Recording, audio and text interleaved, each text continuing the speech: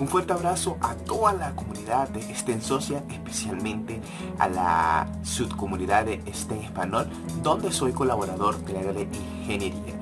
En este video van a poder apreciar el diferido del conversatorio celebrado el pasado jueves, donde comencé una serie temática denominada Las arcillas y sus complicaciones. También la publicación presentada hace una sinopsis de las principales ideas tratadas en este interesante compartir de conocimientos. Sin más preámbulos, disfruta de este interesante video.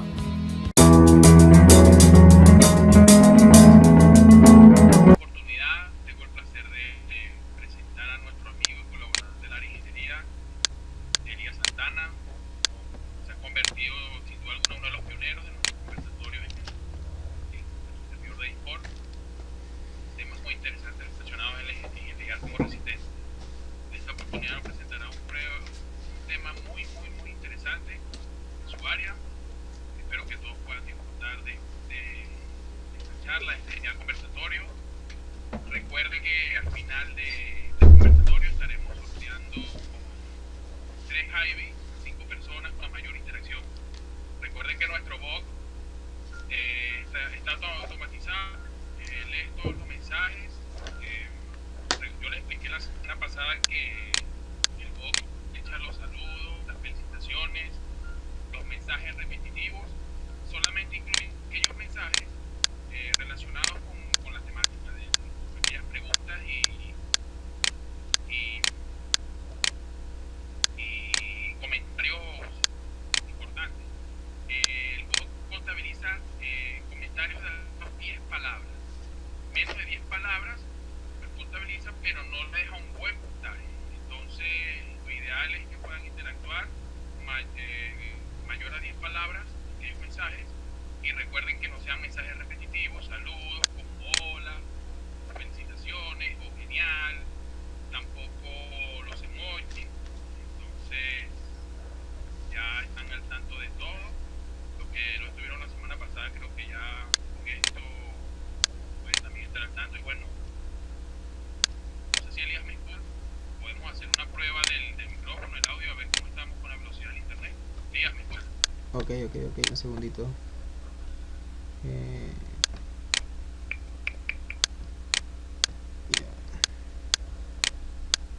Ok, buenas noches, sí, perfecto, Carlos, te escucho. Perfecto. Buenas noches. Los demás escuchan a Elías. El pulgar hacia arriba para que ustedes indiquen si lo escuchan perfectamente. Perfecto. Genial, bueno, entonces no me queda más nada que desearte éxitos en este conversatorio. Gracias, y que Carlos. nosotros podamos disfrutar. Entonces arranqué. Ok, Voy perfecto. a parar la música y damos con nuestro amigo Elías. Ante todo, muy buenas noches. Muy complacido por la oportunidad que me brinda STEM Español de dictar este conversatorio, ya el 7º en estos casi 3 años trabajando con la comunidad.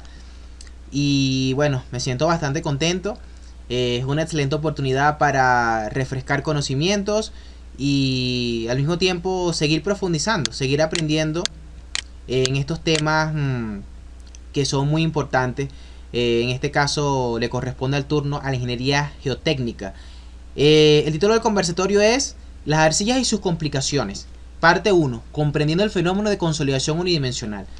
Las arcillas son un tipo de suelo que de verdad que le dan un toque interesante a la geotecnia, a la mecánica de suelo.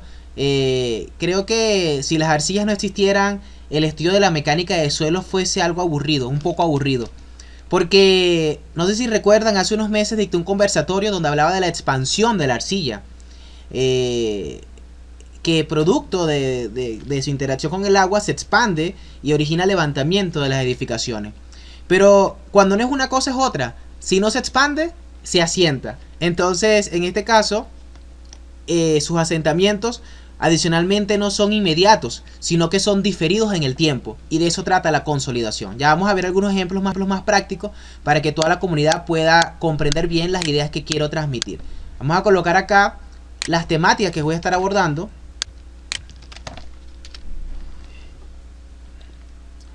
vamos a estar, así es, en sus distintos minerales. Y diversos enfoques de tratamiento, Carlos. Diversos enfoques de tratamiento dependiendo del área, ¿sí? De donde la abordemos. En nuestro caso, como ingenieros civiles, es un reto a superar para fundar sobre una arcilla. Todo un reto. Vamos a estar tocando en primera instancia lo importante de este tema, ¿ok? Y vamos a referirnos a cosas prácticas que están ocurriendo, donde los hundimientos del suelo han originado consecuencias en las estructuras que están fundadas sobre los mismos. Después vamos a estudiar el principio de esfuerzo efectivo, vamos a ver un abordaje granulométrico hidráulico de las arcillas para finalmente explicar qué es la consolidación. Fíjense, 2 etapas previas de estudios para llegar a lo que es la consolidación. Voy a mostrarles un poco lo que es mi experiencia en laboratorio, ¿ok? Y vamos finalmente a extrapolar esos resultados al campo, cómo les damos uso a los mismos para tomar conclusiones importantes acerca del tipo de fundación a elegir. Acá me preguntas el compañero Carlos 84, en ese proceso de expansión de la arcilla se contempla arcilla lutítica. ¿Es esto pues judicial de la ingeniería civil?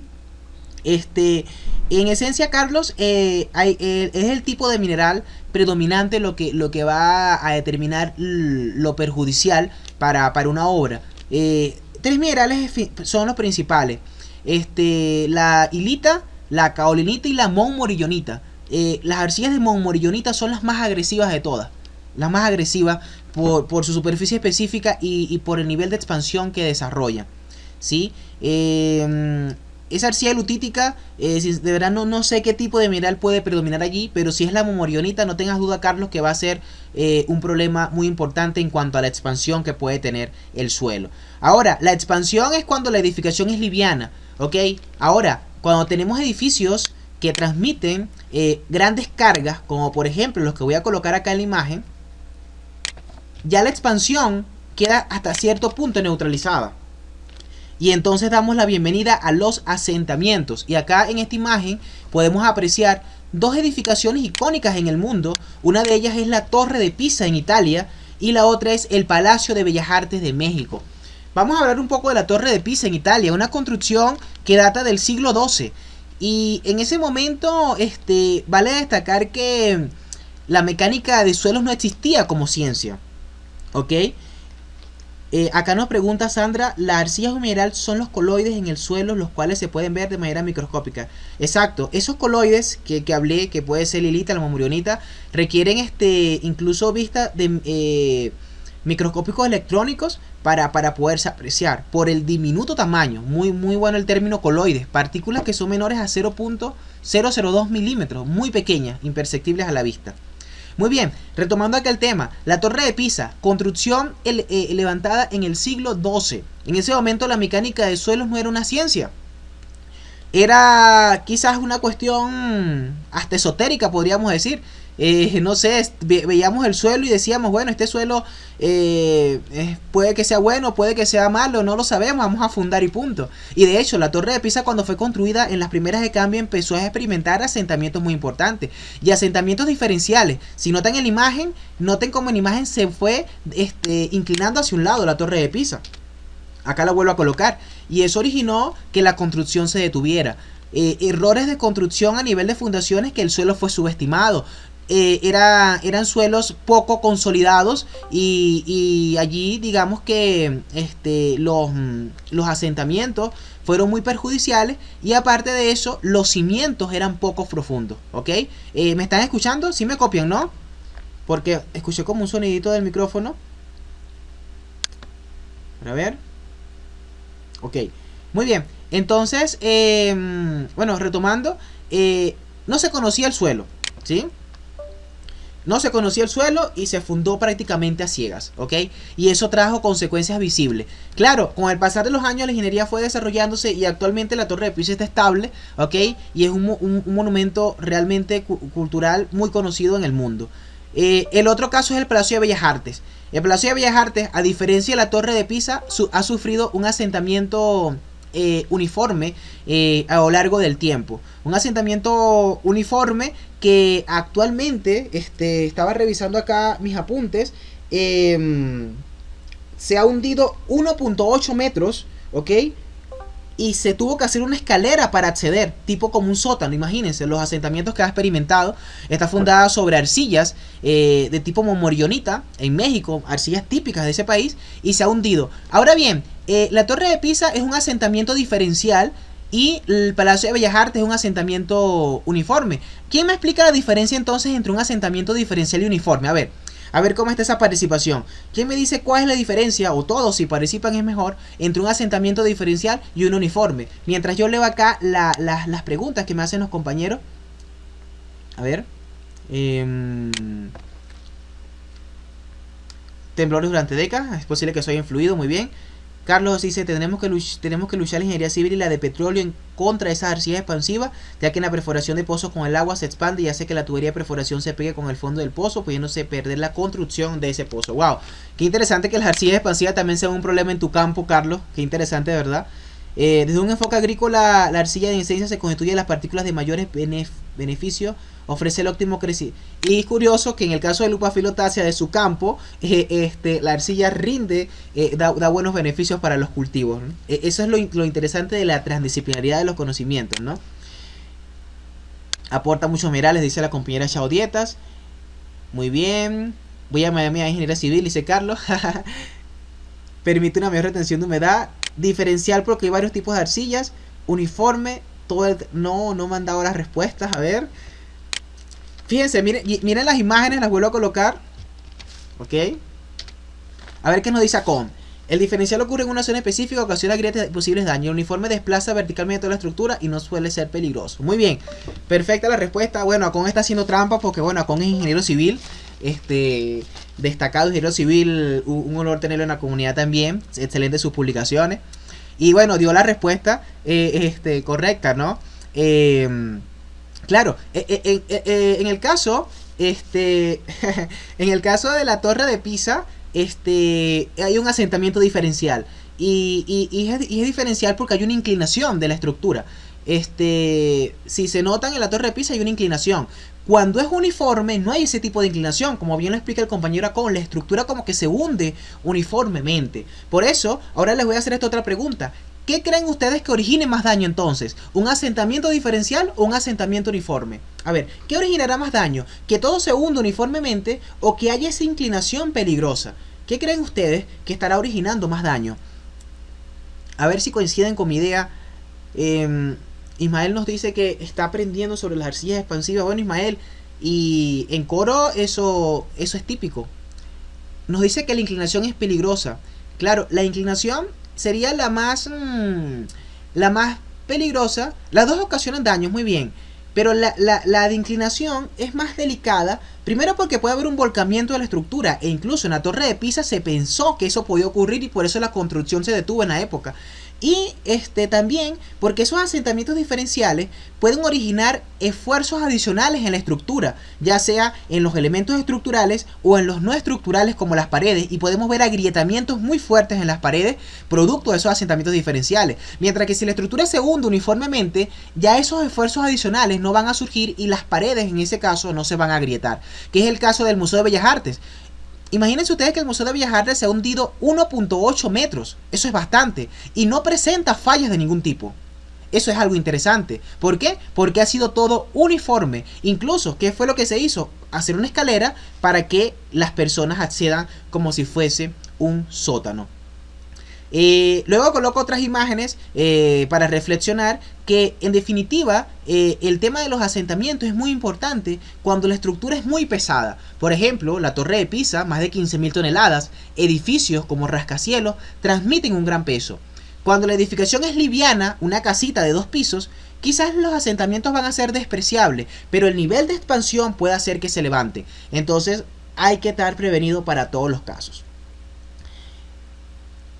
El caso de la col en el Zulia es un tipo de hundimiento, a Robeliaches. Hayan física, disculpa, pero col no sé qué significa. Disculpa, no sé qué me quiere decir con la palabra col o las siglas. Y Sandra Carrascal, costa oriental del lago. ¿Qué ocurre específicamente allí? Porque he leído sobre el caso de subsidencia de Lagunillas. No sé si No sé si ese se refiere a ese caso, pero era ese caso no conozco. Exacto. Muy bien. Bueno, mira, allí ocurre un fenómeno de subsidencia en lagunillas, por la explotación del petróleo, como bien lo señala Carlos, que es una especie de consolidación inducida por el hombre. Es decir, es como algo obligado. Y ya vamos a ver en qué consiste la consolidación y vamos a estarlo asociando con ese fenómeno de subsidencia para que ustedes vean que son bastante parecidos, ¿ok? Entonces voy a permitirme pasar la siguiente lámina, ¿ok? Voy a pasar la siguiente lámina.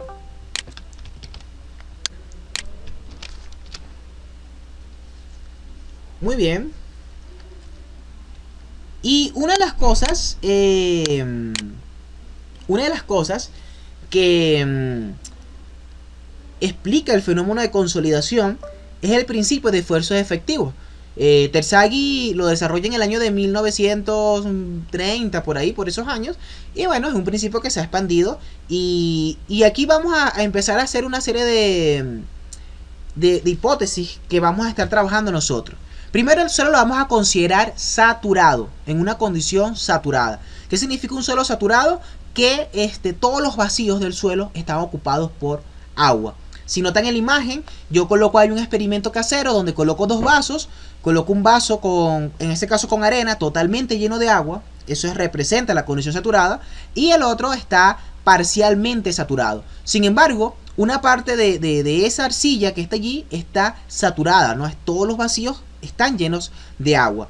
Entonces, en esos casos donde el suelo está saturado, es decir, hay presencia de agua, el agua disminuye el contacto efectivo entre las partículas del suelo, ¿ok? En el caso de un suelo parcialmente saturado o un suelo seco, como no hay presencia de agua, las partículas, ¿ok?, tienen mayor contacto, ¿ok? En conclusión, podemos decir que la presencia de agua disminuye el contacto efectivo de las partículas. Ahora bien, cuando eso lo pasamos a hablar en términos de presión, por ejemplo, recuerdo que la semana pasada el compañero Carlos 84 hablaba mucho de lo que era la presión hidrostática, y acá retomo ese concepto, ¿no? Esa presión hidrostática que la calculamos multiplicando el peso específico del fluido, en este caso agua, por la altura, ¿ok? Esa presión hidrostática va a originar una disminución del contacto efectivo de las partículas, ¿ok? Si aprecian las fórmulas, el símbolo de gamma, de sigma, comilla, ¿lo notan? Ese símbolo en la fórmula, sigma, comilla, igual a esfuerzo menos presión neutral, UN, ¿ok? Nótense que la presión, ¿ok?, está restando. Es decir, disminuye el contacto efectivo entre partículas. Es decir, mientras mayor sea esa presión en exceso a la hidrostática, menor va a ser el contacto efectivo entre las partículas. Carlos nos dice que H es la altura, exacto, es la altura del estrato, ¿ok? Y la multiplicamos por el peso específico del fluido, en este caso agua, ¿ok? Y esa presión hidrostática va a disminuir el contacto efectivo entre las partículas de suelo. Es decir, cuando un suelo está seco, los esfuerzos efectivos son mayores. Ahora bien, ¿por qué traigo a colación todo eso? Cuando nosotros aplicamos una carga en el suelo, y noten la imagen, voy a permitirme colocarla otra vez y ya voy a leer las participaciones. Noten ustedes que tenemos el gráfico, ¿no? Un estrato de arcilla y arriba hay un edificio, ¿no? Un edificio, no sé, de cierta cantidad de niveles. Ese edificio va a transmitir una carga al suelo. En este caso, la arcilla, ¿ok? Pero resulta que la arcilla, por sus condiciones de permeabilidad, que son muy bajas, la arcilla es muy poco permeable. La arcilla que se encuentra saturada, al instante que le aplican esa carga, ella no se va a deformar. La arcilla no se deforma al instante. ¿Por qué razón? Porque como va a demorar tanto tiempo en expulsar el agua, ¿ok?, producto de su baja permeabilidad, se va a producir una presión en exceso a la hidrostática. Quiero que vean la fórmula resaltada en rojo. La pueden ver, que dice UH más U. ¿La notan? UH más U. UH es la presión hidrostática y U es la presión en exceso a la hidrostática. ¿Ok?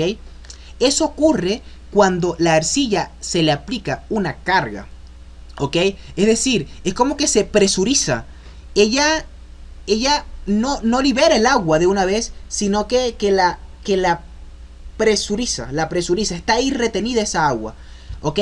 Y esa expulsión gradual de agua, que va a traer como consecuencia un aumento de los esfuerzos efectivos. Es decir, cuando el agua es expulsada de la arcilla, lentamente por cierto, los esfuerzos efectivos van aumentando. ¿Qué significa que los esfuerzos efectivos aumenten? Que va a haber mayor contacto entre las partículas de suelo y eso va a originar asentamientos. ¿Ok? A ver, otra idea, vamos a colocar otra idea rápidamente, ¿ok? Imagínense ustedes que tienen una masa de suelo, ¿ok? Y le aplican una carga, ¿ok? Le aplican una carga. Esa carga que le aplican, ¿qué va a originar? Va a originar una disminución de los vacíos. Disminución de los vacíos que se traduce en asentamiento. El caso de la arcilla, como lo dice con acá, como el agua fluye muy lenta, los asentamientos van a tardar mucho tiempo en ocurrir. Puede tardar incluso hasta meses, hasta años pueden tardar los asentamientos. Entonces, el fenómeno de consolidación unidimensional de los suelos estudia eso, los asentamientos diferidos en el tiempo. ¿Ok? Eso es lo que estudia el fenómeno de consolidación. Voy a tomar unos minuticos acá para leer un poco las participaciones. Acá nos dice, y los edificios cada vez son más ligeros. Los de oficinas, por ejemplo, cada vez más emplean menos tabiquería y más paredes ligeras. Ok, muy bien. En ese caso quizás la expansión podría ser la preocupación. Carlos 84 nos dice, saturación pudiera ser porosidad al 100%. No necesariamente, Carlos. La saturación, recuerda que la saturación es volumen del agua entre volumen de vacíos del suelo. Bueno, hablándote en el campo de los suelos, no sé qué expresiones utilizar en el campo de la industria petrolera, pero en el campo de los suelos la saturación es volumen del agua entre volumen de vacío y la porosidad es volumen de vacío entre volumen de la muestra. Por eso no necesariamente hay una proporcionalidad entre ellas. Imagino que la saturación es riesgosa para la estructura. No necesariamente, Ismael. La saturación es una condición del suelo. Simplemente el nivel freático está a una altura determinada, satura el suelo y lo riesgoso es no prevenir que asentamientos puedan ocurrir. ¿Ok? Muy bien. Chao Dieta nos dice, en un edificio se puede calcular la tasa de asentamiento cuando ocurre esto en una... Claro, Chao Dieta, claro. Eso se calcula, de hecho. O sea, ya vamos a ver algunos casos prácticos donde vamos a ver tales aplicaciones. ¿Ok? La porosidad de la arcilla es poco efectiva. Está bien, interesante. Muy bien. Bueno, esta parte creo que era la más un poco engorrosa de explicar este tema de las presiones, todo eso. Pero en líneas generales, lo que quiero decir es que en el principio de esfuerzos efectivos, estudia el contacto efectivo entre las partículas. En la presencia de agua disminuye ese contacto efectivo. Incluso hay un tema que se conoce como licuación de suelos. Y disculpen que me salga un poco del tema, ¿no? Licuación de suelos, lo pueden ubicar rápidamente en internet. En el caso de la licuación de suelos, cuando hay un terremoto, la presión en exceso a la hidrostática es tan grande, pero tan grande, que supera el esfuerzo del suelo. Y el esfuerzo efectivo tiende a cero. A ver, les pregunto, ¿qué pasa si el esfuerzo efectivo da cero? ¿Qué creen ustedes que pasa? ¿Qué creen ustedes que pasa si el esfuerzo efectivo da cero? Les pregunto rápidamente. Imagínense ustedes que la presión sea tan grande que el esfuerzo efectivo da cero. A ver. O ya se me quedaron dormidos. No puede ser. Vamos a ver qué dice acá. Bueno. Y Das, ¿qué nos dice? ¿Cuáles son las consecuencias de la disminución de... Bueno, eso es lo que estoy preguntando, Ismael. Vamos a ver qué me responden y ya vamos a ver la interacción. Carlos nos dice, Carlos 84, ¿se maneja para este proceso? Sí, la permeabilidad, Carlos, es una variable que está influyendo en esto. Es una variable que está influyendo. Mientras más permeables los asentamientos van a ocurrir más rápido. Es más fácil que los asentamientos ocurran al instante porque ya los puedes ver, los puedes determinar fácilmente, que los asentamientos diferidos en el tiempo, como las arcillas. La arcilla tiene una permeabilidad tan baja, Carlos, que los asentamientos van a ocurrir en años incluso. Sí influye, muy bien, muy bueno el aporte. Una inclinación no necesariamente eso. ¿Qué pasaría si se pierde el contacto efectivo entre las partículas? Mira, si se pierde el contacto efectivo entre las partículas, bueno, vamos a ver acá, vamos a esperar que escriba Mesty y Carlos Ser, que van a intervenir al parecer. Chao Dietas, vamos a dar unos segunditos a ver qué nos responden. Pero es tan grave, asentamiento, no es algo mucho más grave. Bueno, después de este conversatorio les dejo esta tarea, ¿no? Lean un poco sobre licuación de suelos, ¿sí? Licuación de suelos, yo he escrito un poco al respecto. Pero cuando se pierde el contacto efectivo entre las partículas, literalmente el suelo se dispersa por completo. Es algo realmente peligroso. Se dispersa por completo. Es una condición como una arena movediza.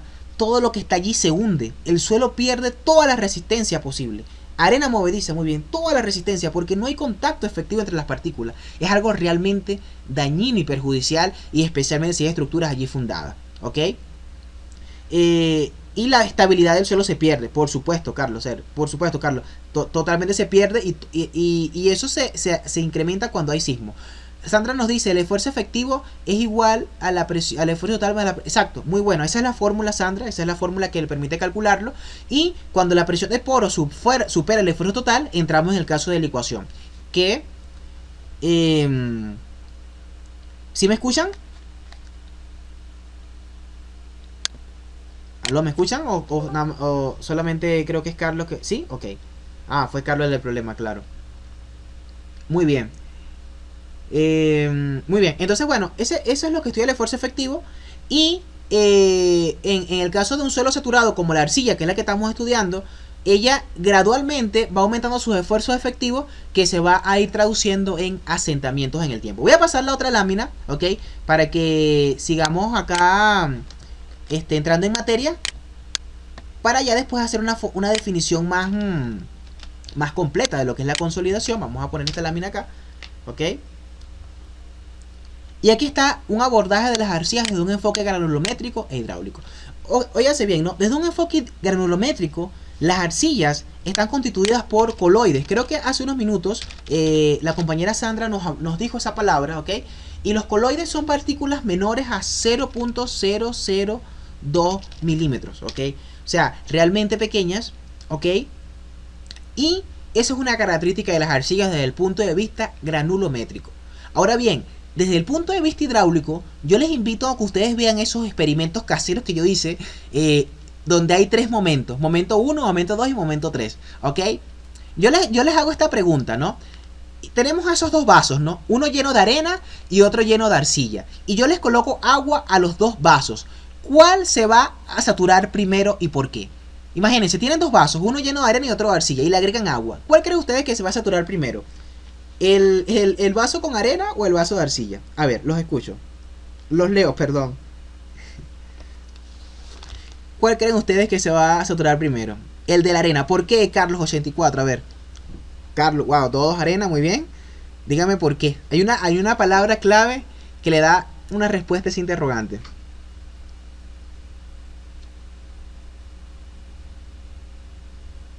Muy bien, Chaodietas dijo la palabra clave, permeable.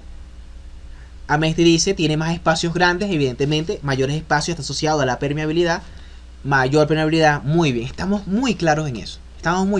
Entonces, la arena, por ser más permeable, se va a saturar más rápido. Y la arena, por ser más permeable, en una condición saturada, cuando le apliquemos carga, también va a expulsar el agua de forma muy rápida. Muy rápida la va a expulsar. A diferencia de la arcilla, que por ser tan baja permeabilidad va a tardar más tiempo en expulsarla. Y esa es la razón por lo que la consolidación estudia los asentamientos diferidos en el tiempo, ¿ok? A ver, ¿qué nos dice Acon? El que tiene la partícula más grande tiene más espacio para que el agua fluya sin problema, por supuesto, más permeabilidad. Entre más arcilloso el suelo es más poroso o compactado y el espacio tridimensional es menor. Bueno, hay una mezcla ahí de palabras. Pues compactado ya es una acción que el hombre realiza, ¿ok? Para disminuir los vacíos de forma artificial. Y también las capas superiores que están, o sea, los estratos por encima pueden ayudar a compactar un suelo, ¿ok? Pero es algo que depende de esas condiciones, Sandra. Yo sí coincidiría en el hecho de que un suelo arcilloso, por su granulometría, ¿ok? Y sus granos tan pequeños, hace que esos pequeños canales por donde el agua va a pasar sea de verdad dificultoso que pase, y por eso la baja permeabilidad, ¿ok? Digamos que el espacio tridimensional es menor. Podríamos decir, esa idea la podríamos tomar. Suelo arcilloso tiene mayor cantidad de poros. Bueno, no sé exactamente cuando decimos cantidad de poros a qué nos referimos, a Messi. Ok, no sé exactamente, porque fíjate que como lo dije anteriormente, su partícula es tan pequeña, o sea, prácticamente hace que no haya tantos espacios vacíos para que se mueva, ¿sí? Prácticamente. Entonces, claro, hay arcillas, ojo, hay arcillas que tienen grandes vacíos. Hay arcillas que tienen grandes vacíos, ¿ok? Sus oquedades son muy grandes y cuando les aplican carga sufren asentamientos. Por ejemplo, las arcillas del caso del Museo de Bellas Artes tienen gran cantidad de vacíos. Creo que por ahí va la idea de la gran porosidad que pueden tener, ¿no? Porque entra en juego otra variable que es la absorción, ¿ok? Absorción. A ver, ¿quién me define lo que es absorción rápidamente, no? Y hay una... Y absorción, ¿ok? Absorción es diferente a permeabilidad. Permeabilidad, ¿sí? Exacto, muy buen comentario el de Acon allí, en caso de la hidráulica. Muy bien, ¿quién me define absorción? Ya que estamos con este tema de los poros de la arcilla, porque creo que allí va la idea del tema de la porosidad de la arcilla. Porosidad es el espacio interconectado de roca por donde puede fluir un fluido. Bueno, fíjate, si tomamos en base a esa visión, a ese concepto, fíjate ustedes entonces que en el caso de la arcilla, más bien, por su naturaleza de impermeable, podríamos decir que eso hace que se dificulte el paso del agua. Y eso es lo que da precisamente inicio a hablar de consolidación. Pero creo que esa parte de los poros que hablaban también va con la absorción. La absorción es la capacidad de retener agua, ¿ok? Por ejemplo, imagínense que tengamos una esponja y la metemos en un tubo lleno de agua y la saquemos. Esa esponja va a absorber agua, ¿ok? Absorber agua. Absorber con B larga, porque como lo escribe Sandra, con D, absorción, es otro concepto más físico-químico. Pero ya me estoy alejando como un poco del tema, ¿no? Pero absorción con D es más un concepto físico-químico, que es la atracción de los iones negativos de otros minerales con las partículas de arcilla. Algo así es ese concepto. Pero absorción con B larga es la capacidad de absorber agua, de retener agua, ¿ok?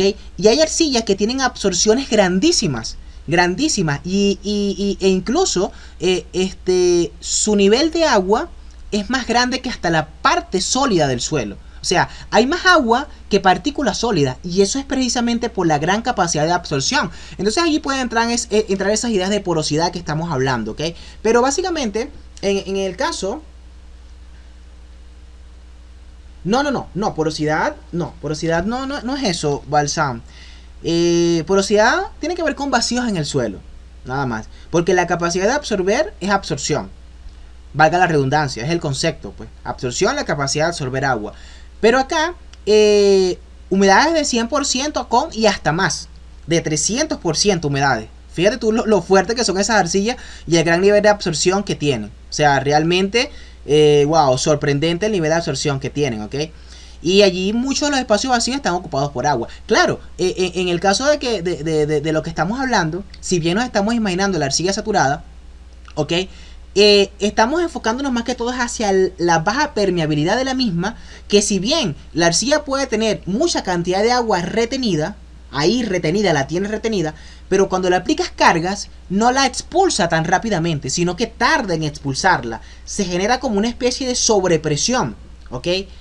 Por la baja permeabilidad. Fíjense ustedes la baja permeabilidad de la arcilla. Voy a colocar la lámina nuevamente, ¿ok? Fíjense la lámina, ¿no? La permeabilidad de la arcilla es de 0.000001 centímetros sobre segundo. Wow. Vamos a hablar de notación científica. Sería 3, 5, 1 por 10 a la menos 6, 1 por 10 a la menos 7 centímetros sobre segundo. Es el movimiento del agua en una arcilla. ¿Se dan cuenta lo lento que se mueve el agua en una arcilla? Y eso es lo que nos viene a intentar explicar el fenómeno de la consolidación. Por eso, como Carlos 84 lo decía hace rato, la permeabilidad influye. Por supuesto que influye, porque es una variable que, gracias a esa variable, es que hablamos nosotros de consolidación. ¿Ok?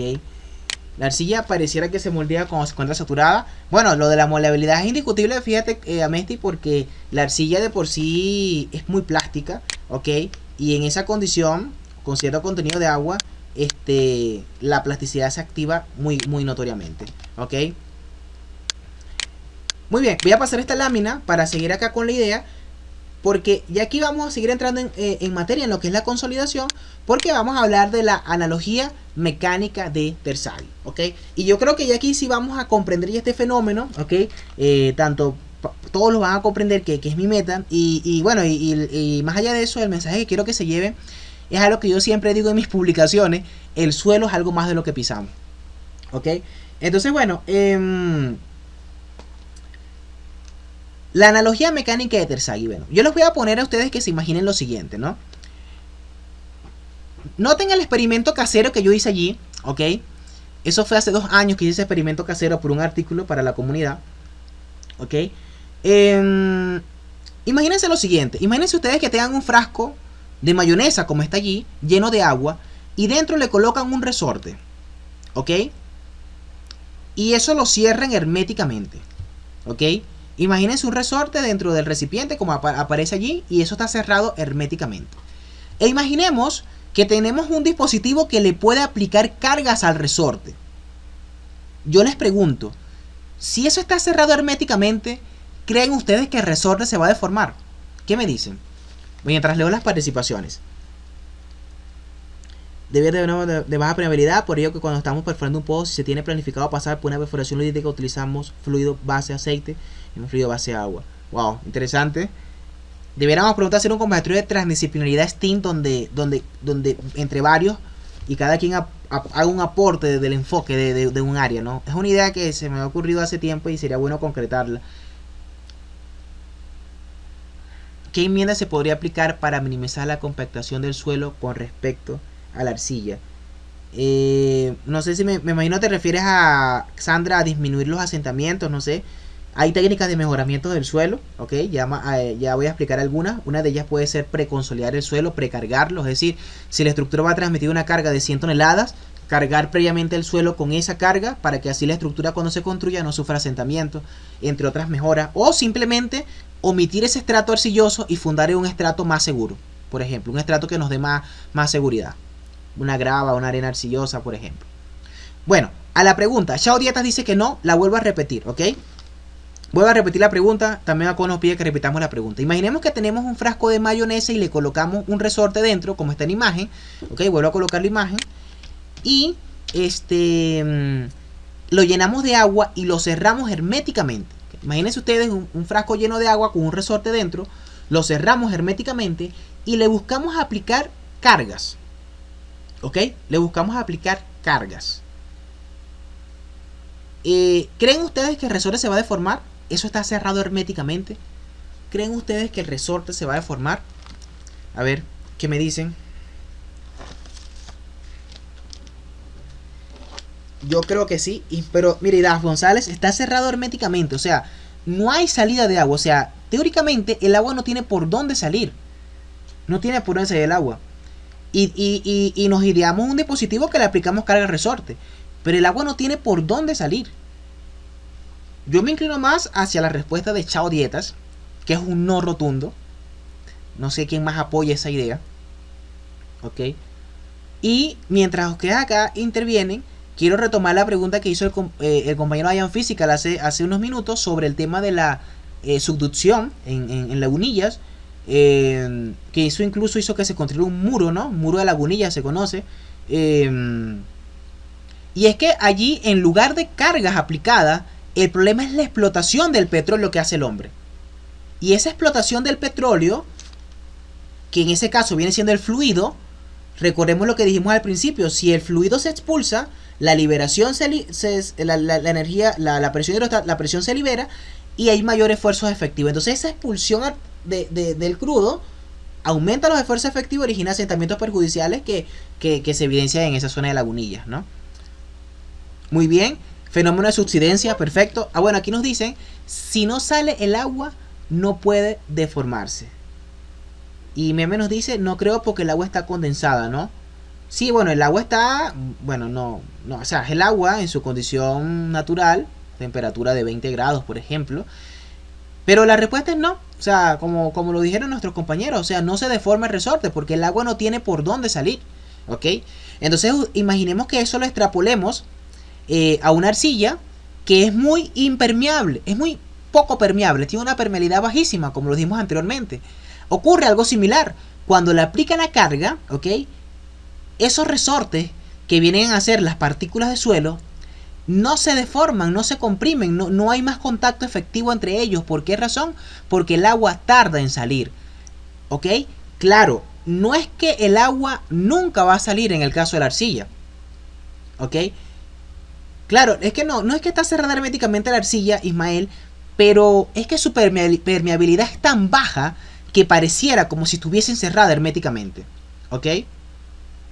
Su permeabilidad es tan baja que pareciera que estuviese cerrada, así como está el frasco ese de mayonesa, pero gradualmente, poco a poco, va liberando esa agua, poco a poco, y allí es donde van a empezar a producirse los asentamientos. Sí se deforma, Ismael, pero lo hace en el tiempo. Puede tardar hasta años en deformarse. Es decir, podemos hacer una estructura hoy, ¿ok? 10 de septiembre del 2020, y pueden pasar los días y no se deforma, pueden pasar meses, no se deforma, pero pueden pasar ya un año y empecemos a ver los asentamientos, ¿ok? Entonces por eso es que la arcilla es tan interesante, porque ella se deforma, pero lo hace a su ritmo, lo hace a su manera, lo hace a su tiempo, y si no se deforma, se expande. Por eso es que estoy haciendo esta saga interesante de las arcillas y sus complicaciones, porque de verdad que le da un toque bastante interesante a este campo de la geotecnia y de la ingeniería civil, ¿ok? Entonces eso más o menos es lo que quieren decir esos gráficos que yo coloco en la parte derecha. Voy a colocar nuevamente la imagen, ¿ok? Donde podemos apreciar en esos gráficos cómo en el instante t igual a 0, ¿sí? Esa etapa Chaudieta es la etapa del proyecto, de la proyección de la estructura, donde tienen que preverse todas esas cosas. Y muchas veces la solución es fundar en estratos inferiores a la arcilla. Es decir, hacer unos cimientos más profundos y la arcilla pasarla por un lado. A veces eso es lo mejor. A veces eso es lo mejor para evitarse tantas complicaciones, ¿sí?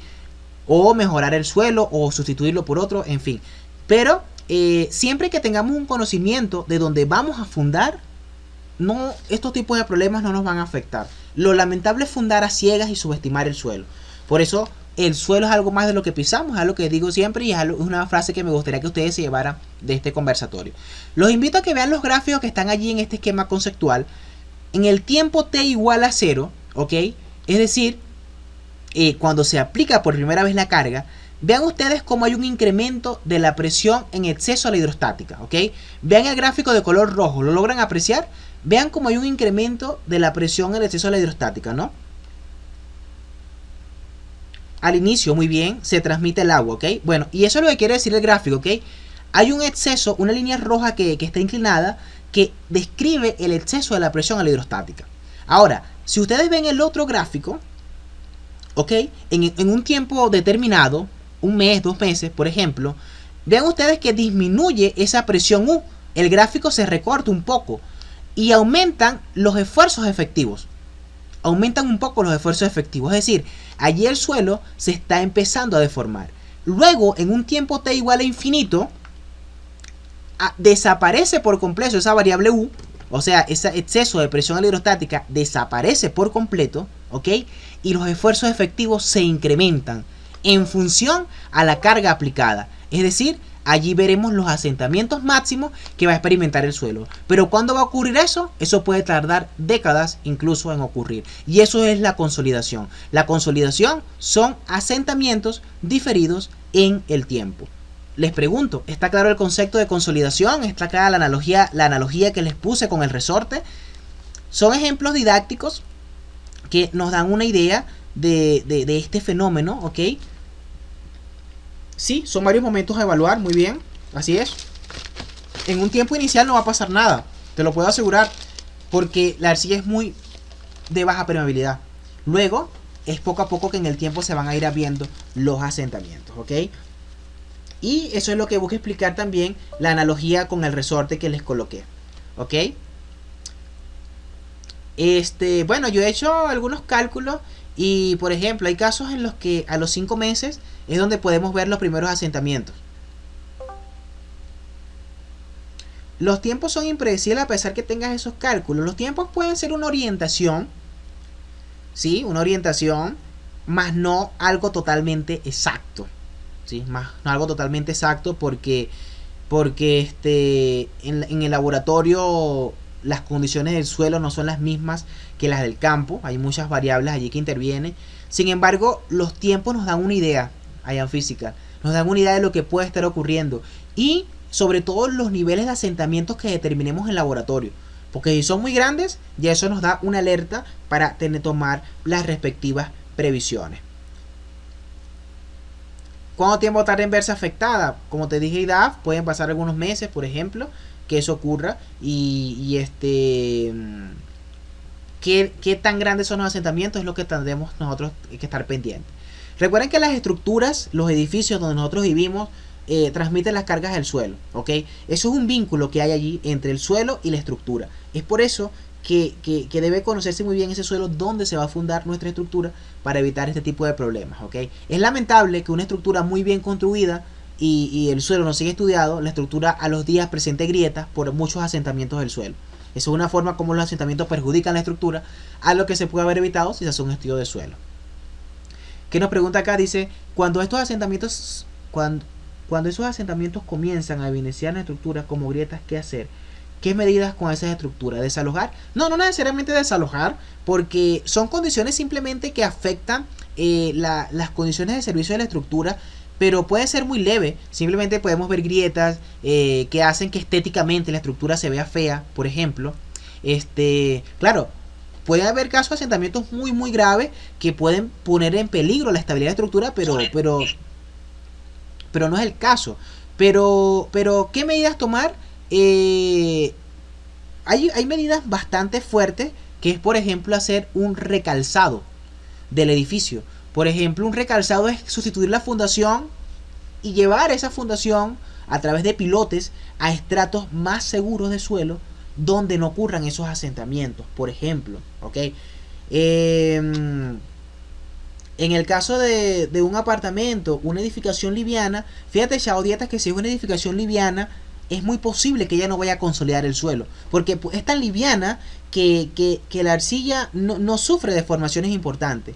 Ahí es donde entra la expansión, la preocupación sería la expansión, ¿ok? Y en ese caso hay soluciones como, por ejemplo, estabilizar el suelo, ¿ok? Con cal, con otros aditivos químicos. Pero vale destacar que esas son soluciones muy costosas, muy costosas. Por eso es mejor prevenir que lamentar. O ya resignarse ya a vivir con una estructura así, o hacer esa inversión, pero realmente es muy costoso y son trabajos bastante complicados esos de rehabilitar un sistema de fundación. Sí, esos asentamientos pueden llevar semanas o años incluso. Muy bien, muy buena acotación que hace. Se le hace mantenimiento de por vida, es otra solución, la que dice solo queda parchar. Sí, bueno, es lo más económico, pero bueno, ¿qué más? Pues sí, pero todo por esas consecuencias que no se previeron a tiempo, ¿ok?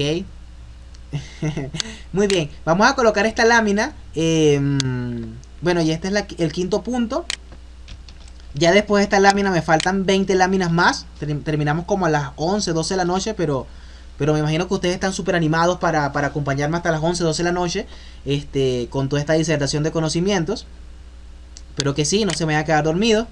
Muy bien, estamos aquí con esta parte, ¿no? Que tiene que ver con la experiencia en laboratorio, ¿ok? Experiencia en laboratorio, ¿ok? Todo lo que le he hablado ya nos da una idea de qué hacer en laboratorio, ¿ok?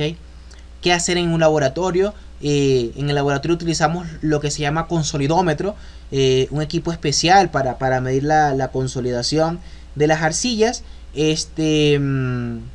Vean ustedes en imagen donde se ven allí esos brazos verticales.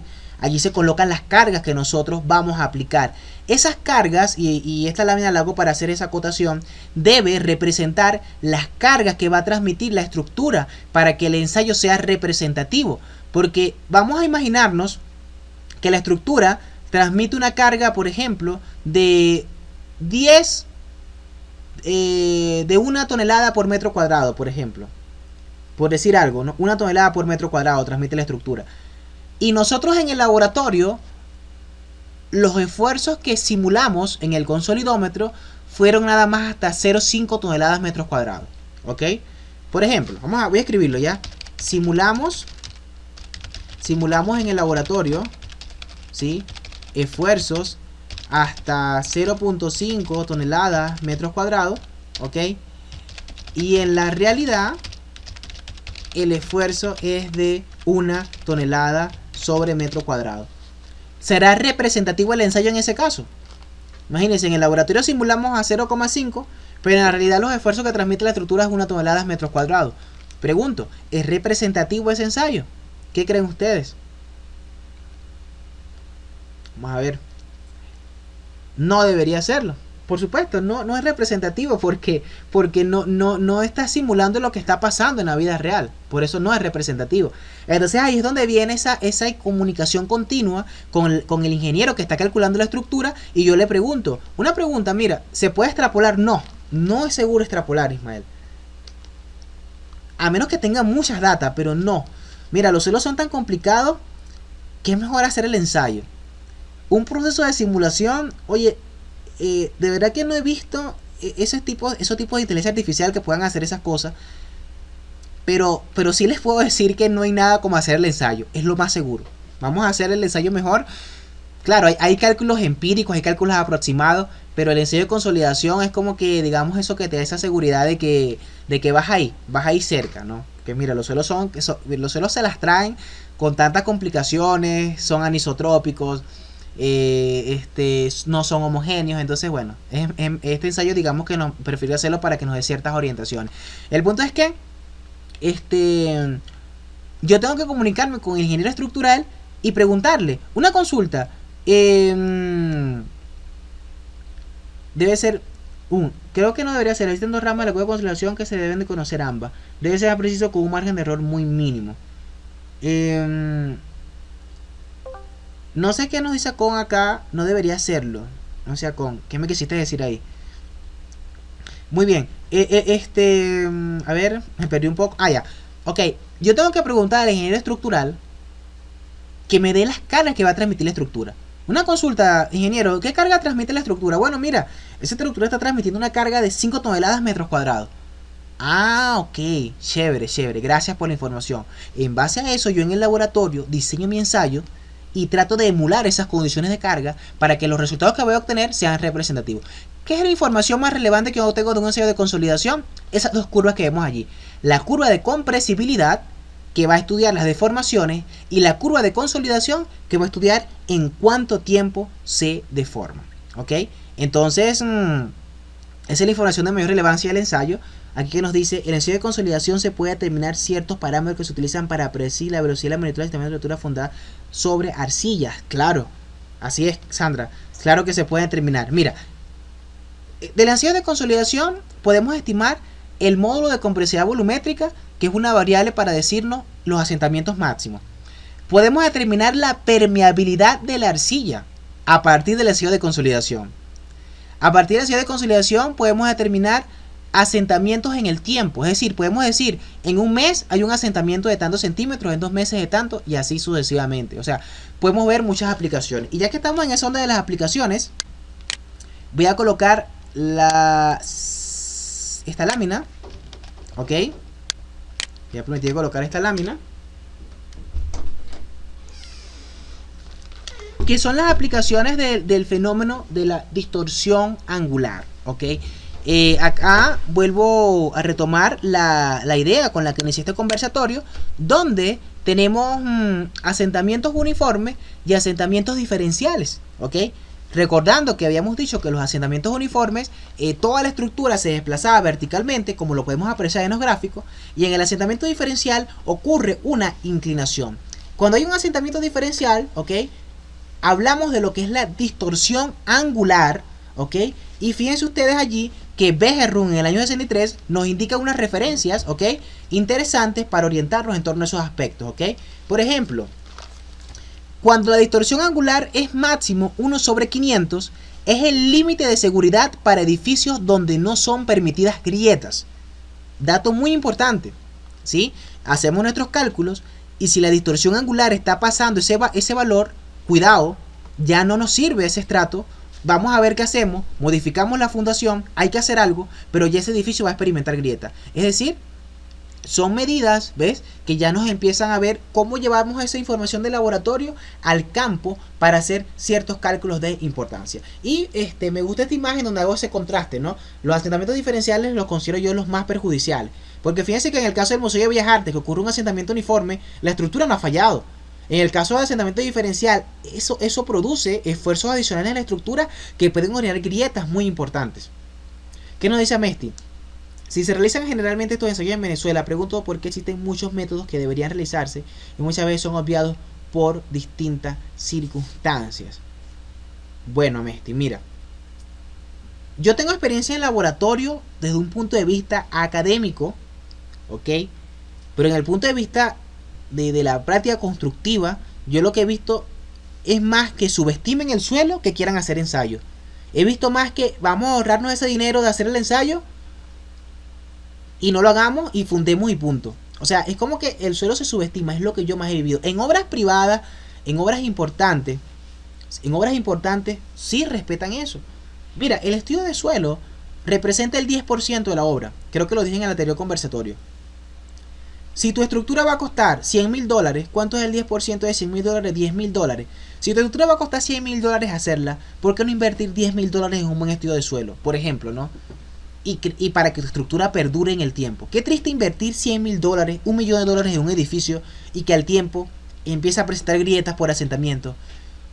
Que ocurra un sismo y el suelo sea licuable y el edificio colapse por completo. Qué lamentable. Por no considerar un estudio de suelo. Sí, Carlos. La distorsión es adimensional. Excelente aporte. Claro, porque es una división entre asentamientos y longitudes. Por lo tanto, se van esas unidades y que no queda nada. Sí, es adimensional. Pierden más por no hacerlo, claro, y da. El peligro a largo plazo que la estructura sea una amenaza. Sí, o sea, saltar ese aspecto es de verdad negligencia, sin lugar a duda. Pero bueno, muchas veces se subestima. Y bueno, ¿qué podemos hacer, no? ¿Qué podemos hacer? Yo acá pongo mi granito de arena en difundir esta cultura geotécnica en la blockchain. Y incluso hay veces que me llegan, ¿no? Hay veces que me llegan, mira Elías, quiero que me calcules esa fundación. Ajá, pero ¿y dónde están los estudios de suelo para calcular esa fundación? Les digo yo. No, pero asume los datos, asume esto otro, asume esto, agarra el libro tal y di que la consolidación es tanto. Y oye, no, mira, así no me cuadran las cosas. Te puedo orientar, podemos hacer estas otras ideas, pero no me comprometo en decir aseveraciones. Porque no podemos estar asumiendo cosas y más cuando se trata del suelo, que es un material tan complicado a veces de entender. Bienvenido, Oniel, ¿cómo estás? Bueno, un poco tarde, pero no importa. Tarde, pero seguro, estás llegando. Saludos. Bueno, vamos a colocar la otra lámina. No te preocupes que todavía me faltan 35 láminas, genial. Estamos terminando como a las 10, 11 de la noche. Llegaste temprano, más bien. No te preocupes. Ya me faltan como mis 20 láminas más o menos, pero ya ahí vamos, poco a poco vamos terminando, ¿sí? Muy bien. Entonces, aquí vemos ya en esta lámina parte de lo que es el cálculo de la distorsión angular en términos prácticos. Esa data de laboratorio, fíjense ustedes que la data de laboratorio tiene su utilidad. No sé si Acon está conectado. Acon, ¿estás conectado? ¿Estás por ahí? Bueno, ¿será que Acon se desconectó? No sé. Lo que pasa es que como estoy grabando este conversatorio y dividí el acto en dos pantallas, la parte donde están los usuarios conectados no la puedo apreciar. Voy a ver mi teléfono, a ver si Acon está conectado. Ah, sí está conectado. Bueno, no sé si me está escuchando. Pero bueno, la primera vez que yo vi esta clase, ¿ok? Fue en la Universidad Central de Venezuela con el profesor Benarroch. Un profesor en ese entonces tenía 88 años. Una Biblia de la mecánica de los suelos, ¿no? Y hasta ese momento la consolidación para mí era un tema de Benarroch. Ah, ahí está con, claro, el maestro Benarroch también le dio clase con. Y la consolidación para mí era un tema que yo no había asimilado del todo. O sea, yo lo leía, etcétera, de todo lo demás, pero estaba ahí. Hasta que vi esta clase con el maestro Benarroch de distorsión angular, cómo se utilizaba la data del laboratorio y cómo esa data era utilizada para estimar la distorsión angular en campo. Y ese enlace del laboratorio con el campo, wow, hizo un clic, hizo una sinapsis en mis neuronas que, wow, fue cuando me enamoré del estudio de este fenómeno de consolidación y dije, qué interesante, de verdad. Y por eso me siento muy agradecido con Dios, con la vida, de haber visto clase con estos maestros, porque, wow, he aprendido mucho de ellos, ¿no? A ver, Carlos 84 nos dice, en lo que concierne al trabajo multidisciplinario, ¿qué aporte pueden hacer los geólogos en ese proceso de asentamiento? Bueno, mira, los geólogos van más a lo profundo, Carlos. Mira, cuando ya nosotros hablamos de las profundidades de la Tierra, nosotros el suelo apenas es la última capita de la corteza, lo último. Incluso nuestras profundidades son mínimas en comparación incluso hasta con las que ustedes trabajan en la perforación de pozos. Ustedes hablan de miles de metros, creo. Nosotros hablamos de apenas de cientos de metros, a excepción de algunas estructuras importantes como puentes, etcétera. Pero en la mayoría de los casos de edificaciones son pocas las profundidades que trabajamos. Por eso creo que los geólogos acá sí pueden darnos aportes de la naturaleza de los suelos, por ejemplo, pero su trabajo es mucho más profundo. Creo que podrían intervenir los geólogos en edificaciones donde hablemos de profundidades muy grandes. Por ejemplo, cuando se construyó el puente Golden Gate, allí se llegó a profundidades muy grandes, Carlos, muy grandes. Y ahí tuvo que haber geólogos para que determinaran el tipo de roca donde fundar. ¿Ves? Por ejemplo, en esos casos los geólogos sí, ahí sí van a tener como una participación. Pero para nuestro caso, con ingeniería geotécnica es suficiente. Ojo, no es que la ingeniería geotécnica nace sola. Depende de la geología. Lo que pasa es que ya son conocimientos como más prácticos, más específicos y ya aplicados. Como por ejemplo las fórmulas que vemos allí. ¿Ok? Donde se enlaza los cálculos para llegar a los casos de distorsión angular. ¿Ok? Y bueno, vamos a hacer esta pregunta acá nuevamente, que la hice anteriormente, a ver si me estaba prestando atención. ¿Qué ocurre si las presiones obtenidas en laboratorio son menores a las que transmite la estructura del suelo? ¿Qué ocurre? ¿Qué ocurre si las presiones obtenidas en laboratorio son menores a las que transmite la estructura? ¿Qué ocurre? Exacto, en megaconstrucciones, ¿sí? Aunque te digo, yo tuve la oportunidad de conversar con Alfred Singer, un profesor de geología también de la UCB, y él me orientaba, era digamos en la parte de las historias de los suelos, cómo se fueron formando, cómo se fueron depositando, todas esas cosas, ¿no? Que a veces es interesante también conocer esas cosas. Acon, estás por ahí, ¿conoces a Alfred Singer? ¿Te acuerdas de él? ¿Llegaste a ver clase con él de geología? Otro maestro más, ¿no? De allá del posgrado. Tremendo.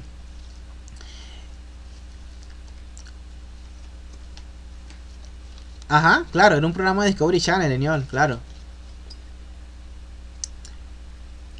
Bueno, ¿qué ocurre si las presiones obtenidas en el laboratorio son menores a las que transmite la estructura del suelo? ¿Qué ocurre? A ver.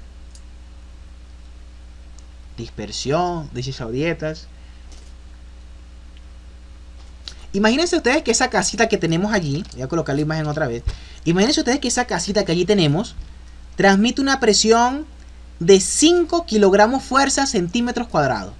Imaginemos, ¿no? Esa casita que tenemos allí, esa flechita que vemos, es la cara que transmite al suelo. Transmite una presión de 5 kilogramos fuerza centímetros cuadrados.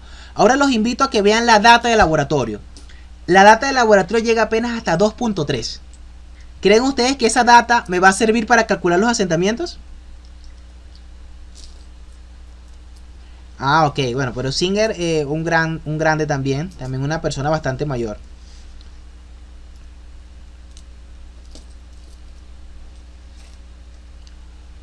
No, Carlos, pero mira, o sea, O sea, en el laboratorio tú nada más, en el laboratorio tú hiciste el ensayo simulando condiciones de esfuerzo de 2.3. Pero en la vida real la estructura transmite una carga de 5 kilogramos por centímetro cuadrado. Si transmite una carga mayor, ese ensayo no está siendo representativo. Porque ¿cómo vamos a calcular las oquedades? Porque para calcular las oquedades, los asentamientos diferenciales, claro, no me quiero meter en esa parte del cálculo, los esfuerzos que simulamos en el laboratorio deben de ser similares a lo que está transmitiendo la estructura. Para que, digamos, pueda haber esa coherencia entre laboratorio y campo y poder hacer estimaciones. Porque si por ejemplo, la estructura transmite 5, que era lo que decía anteriormente, ¿no? La estructura transmite una carga mayor a las cargas que aplicamos en el laboratorio, simplemente estamos desfasados y la data del laboratorio no va a ser representativa. Y es por eso, lo que dije anteriormente, la importancia de la comunicación entre un ingeniero geotécnico y el ingeniero estructural. Ese diálogo, esa continua comunicación es muy importante para evitar allí esos detalles. Ok, 1, 2, 3. Wow, estoy muy contento con la asistencia. Estoy revisando acá desde mi teléfono. Tenemos 12, 13 de asistencia. Súper bien. Un programa para hacer simulaciones. Mira, hay programas privativos, ONIEL, como SAFE, por ejemplo, que te permite diseñar fundaciones. Pero básicamente, más allá de simulaciones, nosotros obtenemos data de laboratorio que la procesamos en herramientas como en Excel, ¿ok? Y esa data es la que utilizamos para relacionarla con los datos de la estructura y poder estimar esos asentamientos, ¿ok? Sí se pueden hacer algunas simulaciones, de verdad que ahora no desconozco qué simulaciones se habrán hecho en torno a estos tipos de ensayos. Pero veo que siempre la tendencia es hacer el ensayo porque, como te digo, los suelos son muy variables.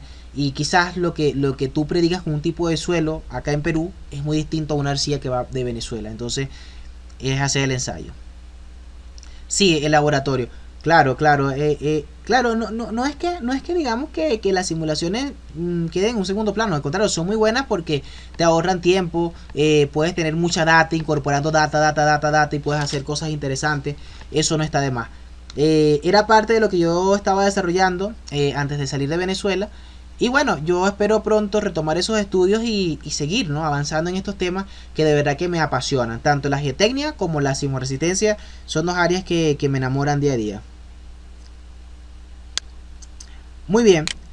Bueno, creo que está claro ya este punto. Y voy a colocar ya esta lámina. Ok, denme un segundito. Bueno, espero no se hayan asustado cuando dije que iba a estar hasta las 11. Ya está la lámina de cierre. Ok, la lámina de conclusiones. Y bueno, la primera conclusión es la siguiente, ¿no? El problema de consolidación en las arcillas se resume en la liberación de gradual del exceso a la hidrostática y el consecuente aumento del esfuerzo efectivo. Todo esto entra en el rango de consolidación primaria. CAD también tiene que ver con eso. Bueno, no sé a cuál te refieres, Ioniel, porque está AutoCAD, que es para dibujo. No sé otra caso para estas cosas. Ya había montado el café, dice Lupa.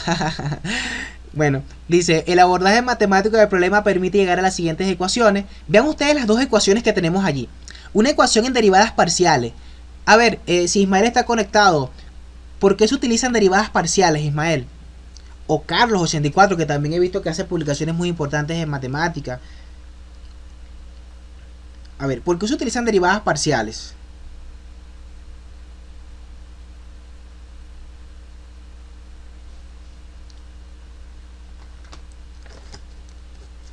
Perfecto, porque influyen más de dos variables.